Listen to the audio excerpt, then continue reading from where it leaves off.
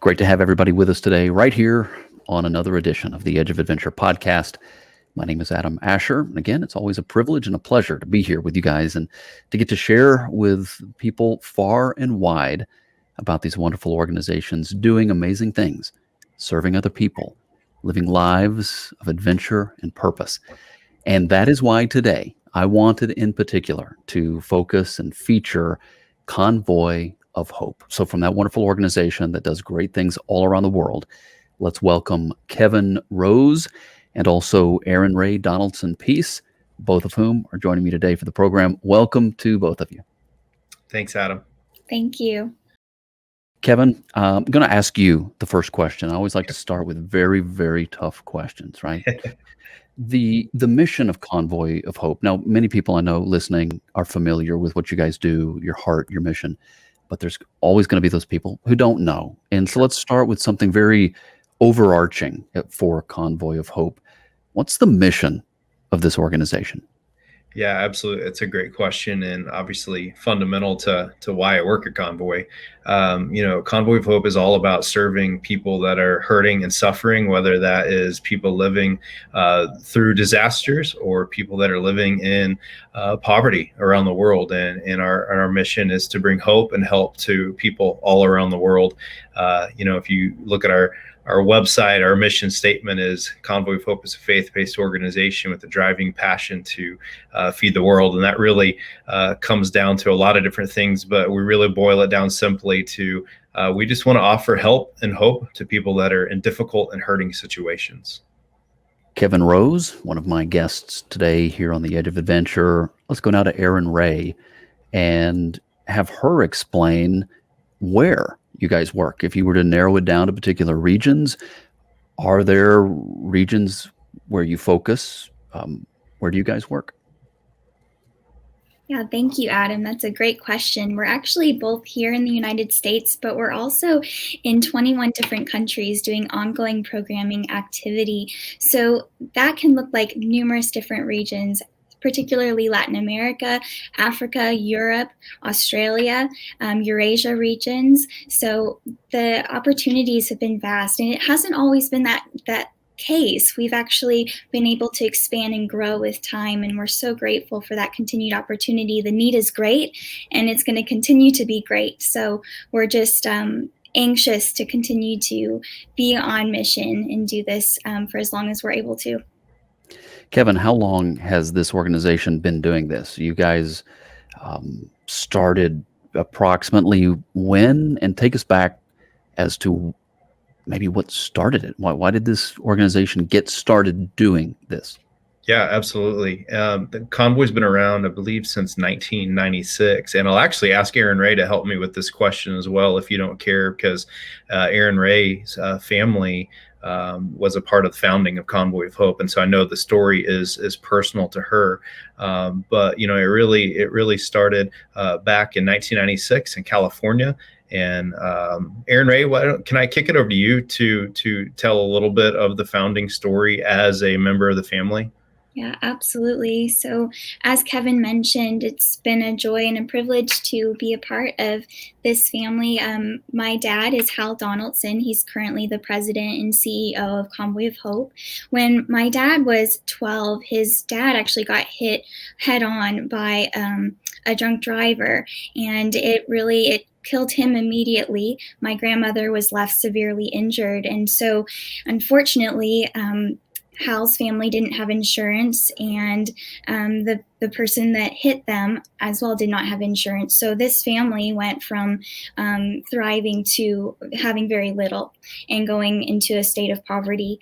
And so it was really through the help of that community in which they lived and that really surrounded them, and a family that took in those kids. Hal was one of 4 children. And so they took in those children for those few months that my grandmother was in the hospital. And it was really through that time where they were just really protected from becoming bitter as a result of the compassion and the love of those that surrounded them. So it was really birthed in Hal from a very young age, this desire to meet the needs of people that were living in poverty. However, through his career pursuing journalism, he went to India and he had a conversation with Mother Teresa. Mother Teresa asked him, Hal, what are you doing to help the poor and the suffering? And he didn't know how to respond. He said, I'm not doing anything. And she says, Hal, everyone can do something.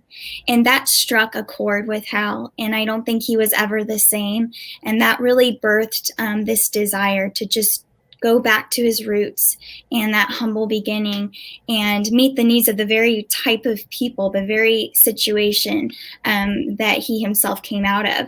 So it started with back of a pickup truck, handing out groceries and just encouraging people to go to the local church and just to receive community that they needed desperately, and Convoy just being a partner in that process. Mm-hmm. So that was really the start, and it's grown into a fleet of semi-trucks crisscrossing the United States and now global. Integrated program strategy. Mm-hmm. That's a term I've noticed that you guys use, but Kevin, I'm going to kick it to you so you can help me understand that better. Yeah, absolutely. Thanks, Adam. We love talking about that. It's a newer term to some people. Really what it means is, so Convoy has, on the global program side of things, we have 3 strategic initiatives, children's feeding initiatives, women's empowerment, and agriculture. And when we talk about integrated programming, it's all about those initiatives working together. And here it is simplistically. When we go into a community and feed kids, we work a lot through schools. But if we do not go beyond that opportunity that feeding kids in schools create, we're really missing the opportunity to go deeper in a community. And that's where our women's empowerment and our agriculture work comes in. I just look at it as like different rungs on the ladder. When we work in a school, you're addressing the nutritional health of a child. You're promoting good education by kids coming to school more frequently, having the nutritional health they need to learn.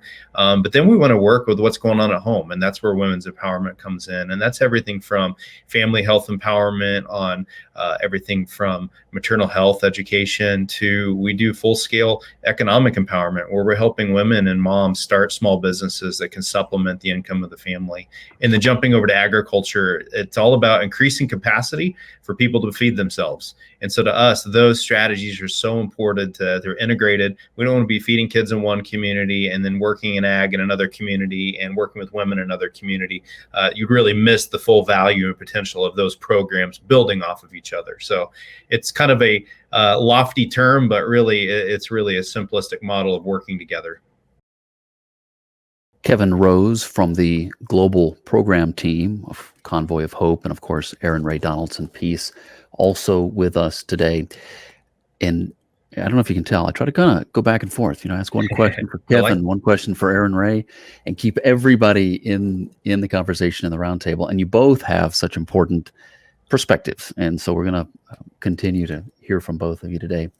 Erin-Rae, let me ask you this question. If you were to think about the things that Convoy of Hope have been involved in recent times, recent memory, what are some of the moments in time that stick out in your memory?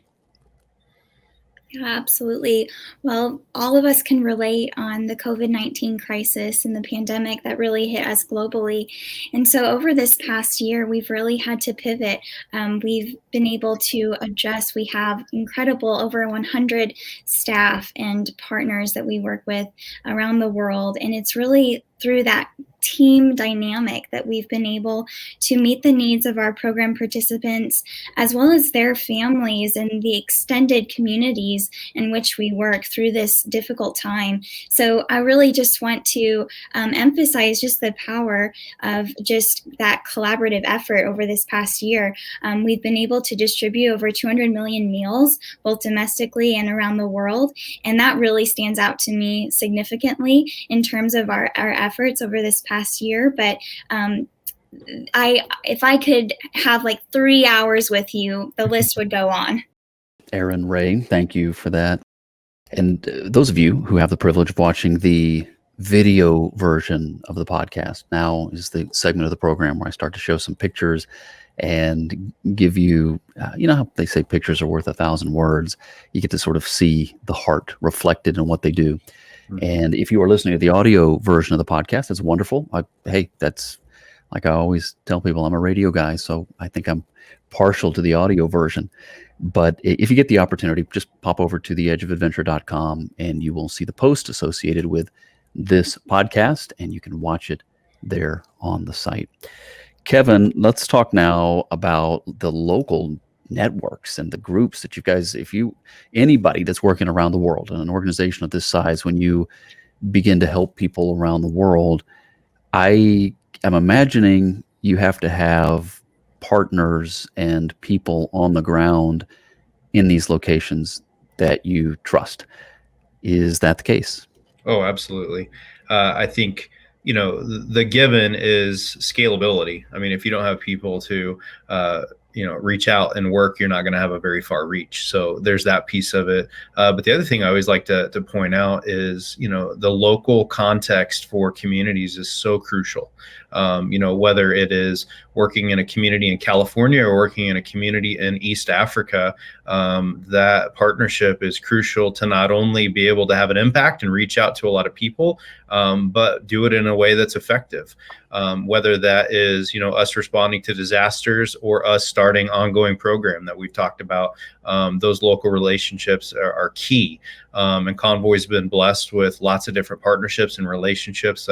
We strive really hard to be good partners and work really in tandem with whoever are the key players in those areas. We do a lot with local churches all around the world. The church has a very valuable role to play in serving their community. Both we believe that the person is a holistic person. And so there's that element, but they're also just an important fabric of the community. So networks and relationships and partnerships are crucial. Volunteers are crucial for the work that we do. I even look, I've been around Convoy 13 years, and just even on the disaster side, what we've been able to do with our networks of getting trained volunteers that are a part of our disaster response, it's crucial. And it's not just, it gives us scale and capacity to respond to multiple major disasters at one time. And so networks and relationships are the lifeblood of what we do on the scalable side, but also they're just incredibly important for us to be relevant and be educated anywhere that we go and respond.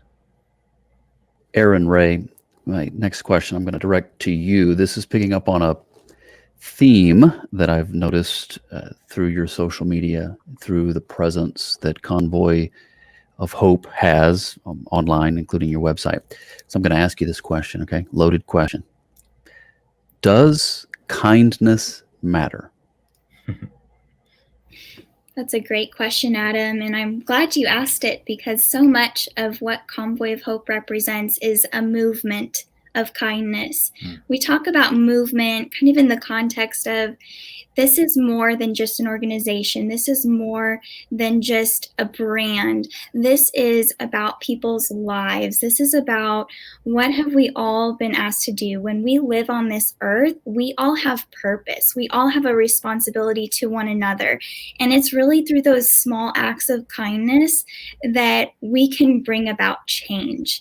And it really is about the choices, the daily choices, that no matter where we're at in this world, we have influence, we have impact. And so at Convoy of Hope, it's a joy to get to partner with others and show them that they can come alongside, that they can make a difference, no matter their backgrounds, no matter the resources they have or lack of, that we're all in this together, and we all are what create this global community, and we have a responsibility to take care of it.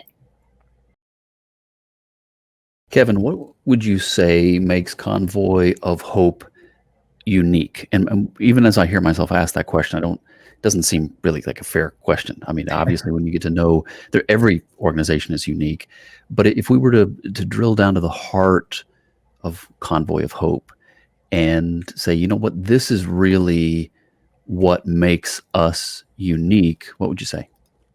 Yeah, I would add on, first of all, to what Erin-Rae was just talking about. Our desire is to be more than an organization, and is to be a movement, because it's not like the only way for you to engage is donating to Convoy or serving or giving your time or being an employee of Convoy. We hope that our work not only helps people, but inspires people, that everybody can do something in their community. So that's one of the first things is kind of our ethos, is that we do hope that it goes beyond just being an organization, and that we're an encouragement for everybody, no matter where you're at, no matter if you're associated with Convoy. Everybody can do something to serve someone else. So that's the first one. A second thing that makes us unique is we're really blessed in the area of logistics, and perfect. There's a picture of the truck right then. You planned that. We can move and leverage donations and be very good stewards. We have relationships and networks with providers of products to corporations that work with us. So we are a very scalable organization. We have a very strong network and capability and capacity to have a far-reaching impact. And that's another one. And then I think the last one I'll mention will be how we work everywhere is we work with the local church in mind, the local community in mind. I love it whenever you look at, whether it be a community event that Convoy is serving in the United States or one of our programs internationally. I was just in El Salvador last week, and, I went and visited one of our projects, and you're seeing dozens of people around at this particular spot and very few Convoy people. And we want it that way because it's really about the community. And so we really, in everything we do, it's about coming alongside the community. What can we do at that time to, whether it's coming in response to a disaster or whether it's partnering to address the nutrition of the kids in their community? We do it in a way that we're coming alongside those closest to the need, those on the ground. And so we really do it in partnership. And I feel like that's a uniqueness to our organization. This is The Edge of Adventure, and we're talking today with Kevin Rose and also Erin-Rae Donaldson Peace. Both of my guests work with Convoy of Hope, in particular in the global program. They're on the global program team, and obviously you can tell they have a lot of experience with this organization. They've been with the organization a long time, and in the case of Erin-Rae, it's a part of her family. And now, as we move into a portion of the program where now, what do they say? Now I'm going to move to meddling. All right, I'm going to move from actually just digging in a little bit deeper here. Erin-Rae, let me ask you this question. Both of you have mentioned church, faith-based, these types of terms, and the thing about this program, On the Edge of Adventure, I want the person, the organization, to explain why they do what they do. Mm-hmm. And the motivation, there's a lot of times there's similarity between the different organizations, and then sometimes the motivation is different, right? But I want to know what's at the root of why these people choose to do what they do. So explain to me the connection that the church has, or the faith-based element of Convoy of Hope. Yes, that's a great question, Adam, and feel free to meddle. It's okay. And I'll have Kevin kind of share as well a little bit some of the gaps that I might have. But really, our understanding as a faith-based organization is just the model that Jesus represented, and how he treated people, how he loved people, how he brought hope to people, and that compassion ministry is a mindset. It's a lifestyle, and something that Convoy of Hope truly believes in, that we can be that example. And compassion ministry is more than just handouts. It's about long term. It's about sustainable hope. So we really have a holistic approach to our programming, a holistic approach to anything that we do. When we interact with people, we want to ensure that every aspect of their life is being addressed. Kevin, any other thoughts? No, I think that's great, Erin-Rae. I think at the end of the day, a person is a whole person. It's not just their body, it's their spirit as well. And I think at the end of the day, I mean, you nailed it. I mean, Jesus cared about people where they were at. And so we love the opportunity to just love on people and show kindness. And, we can't always end the cycle of poverty in every situation that we work in, but a lot of times we can disrupt it, and disrupt it with reminding people that there's always hope. And so I love that about the organization. And I know that's a big part of who we are and why we do what we do, is to share hope and bring hope. Okay, now using a basketball metaphor, this is a jump ball. Okay, so this is a jump ball question. I'm not even going to pick who has to answer this one, but I need to know why the word hope was chosen. Convoy of Hope. It could have been anything. It could have, I mean, lots of great words that would apply to this type of compassion that you guys show as an organization and individually. So here's the jump ball question. Anybody can jump in and wants this one, but why was hope the word that was chosen? Erin-Rae, I'll defer to you. Fill in Kevin as well. I think my initial response to that question would be, hope is the foundation of so many things. Mm-hmm. You feel stuck. You feel paralyzed when there's no hope. And so when we talk about Convoy of Hope, delivering hope, that is the starting point to so much more. It's a launching pad. What about you, Kevin? Thoughts? I would just mess it up if I added anything, Erin-Rae. That's beautiful. I mean, it's never underestimate the power of hope, I think. And that's who we are. And even just a simple gesture of showing kindness can help somebody realize that tomorrow can be better than today. Kevin, what's next for Convoy of Hope? We're coming out of a very challenging time in the world's history. I mean, all of us, as we listen right now, we're all coming out of a time. None of us had ever lived through anything like this, and very challenging. It wrecked a lot of things. It challenged hope. I mean, I think about how important you guys are talking about how important hope is. Yep. Hope was one of the things that during this time, hope itself came under attack, and I think we all felt it. But what's next for you guys? And I'm sure much of what you do hasn't changed, and you think to yourself, nope, we just got to get back to doing what we're about. But either way, whether it's new things or getting back to the heart and the soul, as you look ahead in the next 12 months, what's coming up for you guys? Yeah, maybe I'll add a quick comment just on the last year. I mean, whenever you're in the line of work that we are, when a global pandemic hits, you're not immune to it. And so we found not only incredible opportunity, as you mentioned. I mean, when hope is lost, that's when we want to step in and remind people that there is hope and there is always hope. And so we're excited about what we were able to. There was lots of challenges, obviously, in 2020 and from the global pandemic, but we were excited what we were able to accomplish.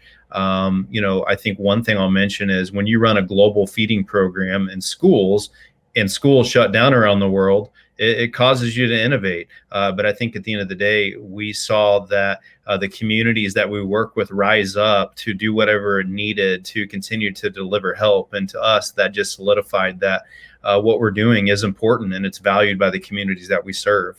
I think as we look forward, we're always wrestling with the tension of quality and quantity. There are lots of people out there that are hurting and suffering, and we want to bring programs and services that are tangible and are meaningful. And we want to reach a lot of people, but we don't ever want to reach people at the sacrifice of quality. So as we look to the future, we've got a vision by 2030 to be feeding 1 million kids every school day around the world. Right now, we're at about 387,000 kids around the world in 21 countries. So we're on a march towards that. As well as continuing to grow and develop those complementary programs that I mentioned in women's empowerment and agriculture. So we're expanding, we're continuing to grow. Whenever, like I said, when you're in the business that we are of serving hurting people, unfortunately, there's a lot of hurting people around the world. So we got a lot of work left to do. There are a lot of hurting people, and there's a lot of pain in the world, and that pain in some form or fashion it tends to touch us all at some point in our lives. And going back to the story of the Donaldson family. So Erin-Rae, I'm going to direct this question to you. What's your advice to the person who has experienced pain, perhaps great pain, and they're at that point in their life where they have to decide how they're going to handle it, and it could destroy them, or do they have another option, Erin-Rae? Yes, I'll actually use some of my dad's own words. The family that took them in for those few short months of my grandmother in the hospital, the father of that home actually told Hal at the age of 12 how your past doesn't have to dictate your future.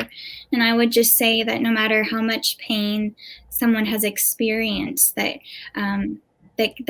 does not mean that is the end. There's always a turn in the corner. And I think that Hal and his family realized that they had a choice to make. They had a choice to make this a part of their story, make this a part of what would propel them, not paralyze them, into a greater mission, into a greater act of compassion to meet the needs of the very people that experience some of the same pains. And so we can connect with our pain. And I think that's something that sometimes we avoid, but it's really through that pain and that common ground that we can actually really bring a lot of hope and help to other people. Erin-Rae Donaldson Peace, one of my guests today here on the Edge of Adventure. Kevin Rose is also with us. And as we get toward the end of the conversation, I mean, there's so much to delve in here, but you guys are a lot of fun to talk to. And this is an important topic. Hope, my goodness, all the stuff that we've been through as a people, as a community, this entire worldwide community, all this stuff that we've been through, and how important hope is and how wonderful it is at Convoy of Hope that you guys recognize that. Kevin, getting back to a practical question, what are some of the ways that in the year ahead, the people watching, the people that are connecting with you guys perhaps for the first time, what are some ways that they can show their support for you and what you're doing? Yeah, I appreciate that. Obviously, we're a nonprofit, and so we want people to partner with us. And we've got lots of different ways for people to partner with us. Whether we want people to give their time, give their resources, and we want them to bring their friends. And there's everything from volunteer opportunities. People can go to our website, convoyofhope.org, and we have different options. Whether you live, we are based in Springfield, Missouri, but we have different options. Nationally, as well as engaging in disaster response. We'd love for people to consider partnering with us financially. We pride ourselves and take it very seriously that people do make sacrifice and partner with us financially, and we're honored by that. And I think at the end of the day, like we talked about earlier, our goal is to be more than an organization you donate to. And we hope that we can be a part of people's individual strategy of showing kindness through their resources and to join with us and pray. We appreciate, whenever we talked about it earlier, that when you're in the business that we are, we're never short on opportunities. And for those of faith that would join us in praying and praying for wisdom for us, we are overwhelmed with opportunities, and that we would go the right direction and prioritize and serve where we're needed the most. So that's what I'd say. Kevin, again, wrapping up the show here, kind of this is the final thoughts section of the program. How would you challenge us? Of course, the ways that you just mentioned are ways we can help and get involved, be supportive of what you guys are doing. So this doesn't even have to tie directly to Sure. Convoy of Hope, but how would you challenge those of us? What do we need to hear? Let's all be good neighbors. I think that, that's a personal challenge for myself. I think that I can easily sit back and take a back seat. And, I work for Convoy of Hope. I'm an employee. I'm a I'm a full-time do-gooder, but that doesn't excuse me from recognizing the needs that are around me in my neighborhood and my community and my family. And so I think taking the words of that Mother Teresa spoke to Hal, everyone can do something. And so let's all be committed to, whether it's showing a smile to somebody or waving or taking time to recognize somebody, let's just all be good neighbors and whatever that situation looks like in our own life. Erin-Rae, what was it like being a Donaldson? This is your life. This is your life. Tell me about that. How is that tough? Is that great? Adam, we talk a lot about as a family about how we're just so grateful that, we really have been very much from the approach of just humbled, and we were raised to understand that this was something that was always a team effort. It took an act of obedience. It did take that. And I'm so grateful to my dad for stewarding that well, making the tough choices to go this route and to listen to what his heart was speaking. And I do believe that, being a member of this family is something that I'll always see as a privilege, but it's also something to steward. And it's also given me a passion myself that's gone from a family-oriented passion to something that's been very independent and something that I myself have been very called to do. And so I'm so grateful for the model and the example of my parents for what it means to live a life serving others. And they've done that so well and so humbly. And I feel like I'm a result of that.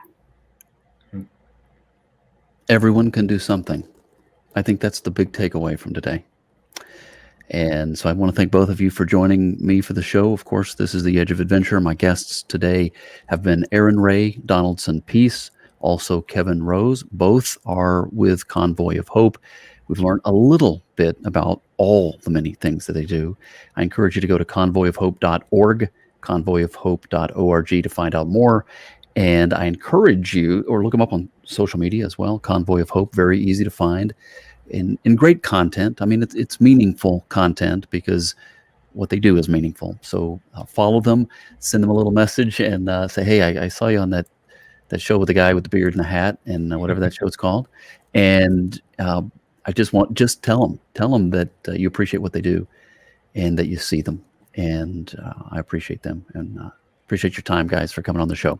Again, Kevin Rose, Erin-Rae Donaldson Peace, both from Convoy of Hope, joining us today for The Edge of Adventure. Both of you are very special people, and may the Lord bless you. And you guys just don't grow weary in taking this hope to the people you minister to. Thank you both. Thank you, Adam. Thanks for having us.